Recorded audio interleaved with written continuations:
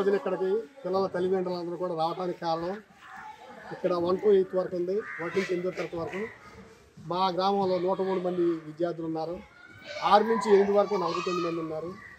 54 మంది 1 నుంచి 5 వరకు ఉన్నారు.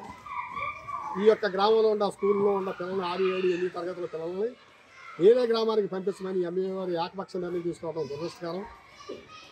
బావును కూడా హై స్కూల్ చేయాలని ఇక్కడున్న తల్లిదండ్రులందరూ కోరుకుంటున్నారు. అలాగే రామకృష్ణాపురంలో 51 మంది ఉన్నారు. దాన్ని 10th క్లాస్ ప్రపోజల్ పెట్టారు. మరి మా ఊర్లో 103 మంది ఉన్నా కానీ మాకెందుకని ప్రపోజల్ చేయట్లేదు. దీని మీద ఇక్కడ పిల్లలందరూ కూడా పొరుగుల్లో ఉన్న పిల్లల్ని, దూర తీరాల్లో చదువుకున్న పిల్లలందరినీ మేము ఆలోచిస్తే 25 మంది సంతకాలు పెట్టించారు. మేము ఇక్కడ హై స్కూల్ చేస్తే ఇక్కడ చేస్తాము.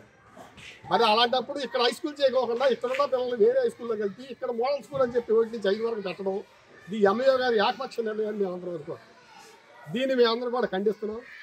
అలాగే బడేరుపాలెం, కొత్తపాలెం, సాలింపాలెంలో కూడా ఉండాలి 70-80 మంది లోపే తప్ప అంతమంది స్ట్రెంత్ ఎక్కలేదు.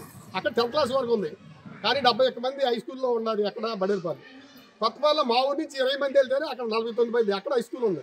మరి సాలింపాలెం 70-80 మంది ఉన్న చోట కూడా హై స్కూలే ఉంది.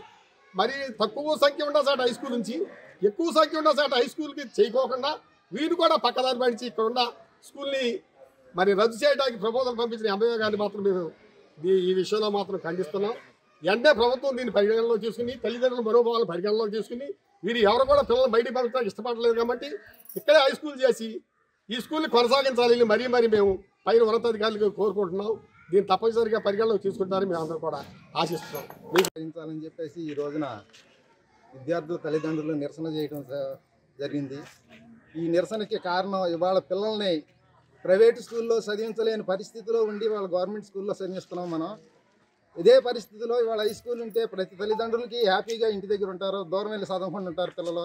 ఇవాళ ఉన్న పరిస్థితుల వల్ల తల్లిదండ్రులకి ఆడపిల్లలను దూరం పంపించాలంటే వాళ్ళు ఇంటికి వచ్చే వరకు కూడా ఎలాంటి పరిస్థితుల్లో వస్తారో తెలియని పరిస్థితులు అయిపోయినాయి.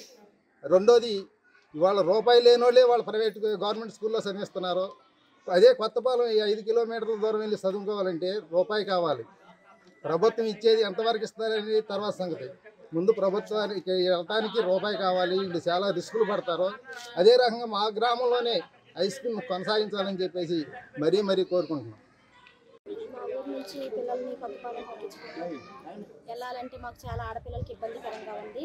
మా గ్రామంలోనే హై స్కూల్ ఉంచాలి. ఎందుకంటే ఆడపిల్ల మరి పక్క స్కూల్కి వెళ్ళి రావాలంటే మా తల్లిదండ్రులకి ఎవరికీ ఇష్టం లేదు. మరి ట్రావెల్ కూడా మాకు చాలా అసౌకర్యంగా ఉంది.